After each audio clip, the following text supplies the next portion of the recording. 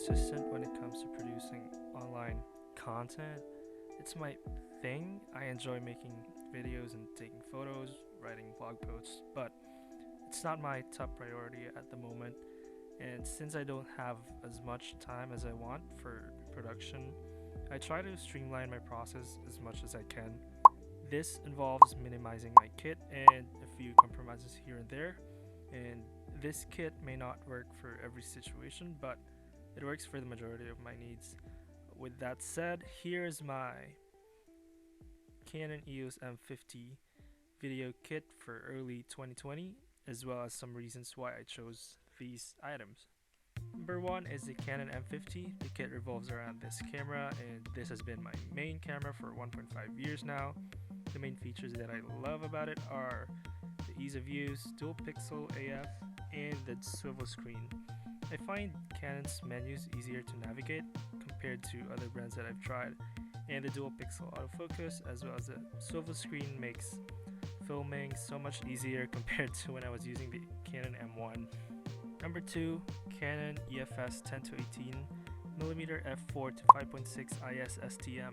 I'm not big into vlogging outdoors anymore, which is what this lens is famous for, but I like this lens for its focal range, weight, image stabilization, and the price for a refurbished copy.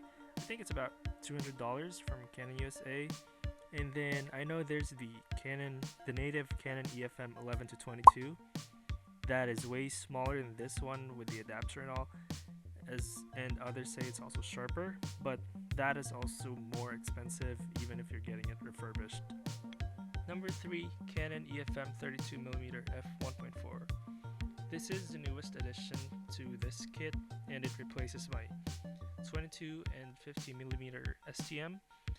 I like that it's small, bright, and fairly light, and although it hasn't totally won me over yet, it's getting there the more I use it.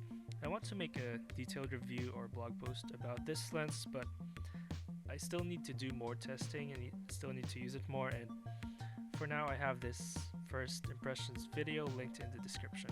Number 4, Saramonic SR-XM1 microphone. If you think the Rode Video Micro is small, then have a look at this thing. This is my running gun mic if I do decide to film outside. It's omnidirectional though, so it picks up sound from all directions.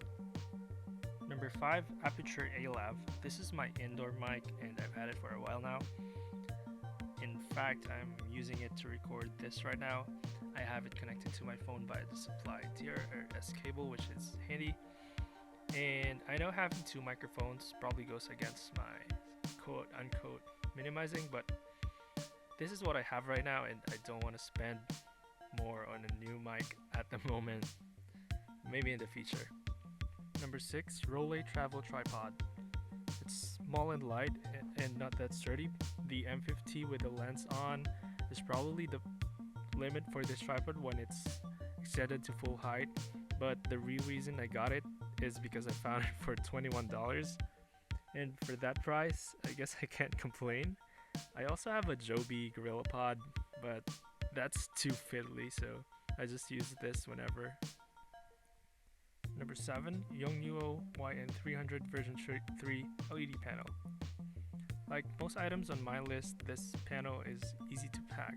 It's also battery operated and has a remote, and it gets bright enough and is definitely good enough for say an interview or a sit-down session. I know there's an air version of this white panel, but that one doesn't have barn doors, and it also has a permanent diffusion panel on, and from time to time I want access to directional hard light, so I went with this one. I also use a newer foldable softbox with it, which does a good job of diffusing the light and softening it. And if I do need additional lighting, I just use the lamp on my desk. That's about it for the main kit, but I do have a few extras that I take with me when I know that I'll have the absolute need for them. The first one is this vintage Olympus 135mm f2.8. I got this off of the flea market for $15 or maybe even less. On Canon's APS-C, this is a 216mm equivalent lens that is good for isolating subjects and blurring out backgrounds. Next up is this circular polarizer from K&F Concept. It has a nice build quality, it sits at a decent price point, and I really like this case because you can use different size filters. Even if you have a small one, it's not going to slide around. The last item is this Tiffen ND filter that I use when it's extremely bright outside.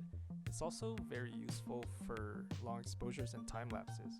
One thing to note is that both filters are at 67mm in diameter, which fits my widest lens, the Canon 10-18, and I just use a step down adapter whenever I'm using it with a 32 or the Olympus lens. If I make a major change to this kit, I'll definitely make a new blog post or a new video about it.